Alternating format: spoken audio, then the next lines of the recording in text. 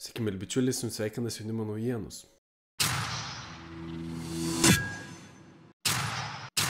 Visų pirma, noriu padėkoti visiems, kas prenumeruoja kanalą, pasidalina vaizdo įrašais, juos pakomentuoja ir paspaudžia patinka, nes tai yra didžiausias paskatinimas kurti toliau.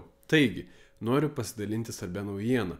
Seimo narys Mindaugas Puidokas vakar kartu su 3 vaikų mama Meida Šabūnienė ir Seimo nare Beata Pietkevič Seime pristatė pagrindinius gyvenimo įgūdžių programų stabdymo rezultatus.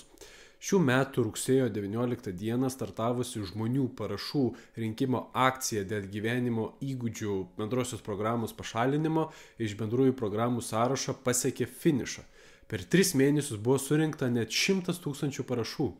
Mindaugas Puidokas praneša, kad įgaliota per 100 000 piliečių parašų gyvenimo įgūdžių programai iniciatyvinė grupė ketina šį ketvirtadienį įteikti reikalavimo švietimo, mokslo ir sporto ministrui Gintautui Jakštui, kad jis atšauktų prieštaraujantį Lietuvos Respublikos konstitucijai įsakymą, kuriuo vadovaujantis gyvenimo įgūdžių pamokos tapo bendrojo ugdymo programų sudėtinė ir privaloma mokiniams dalimi.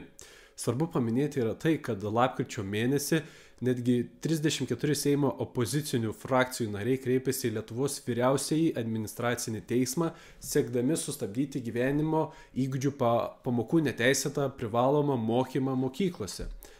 Bet ministrui turbūt sunku suvokti šios programos grėsmės, jeigu jis net nežino, kiek yra lyčių. Labai džiugu, kad yra tokių iniciatyvų, stebėsime, kaip viskas vyks toliau. Iki.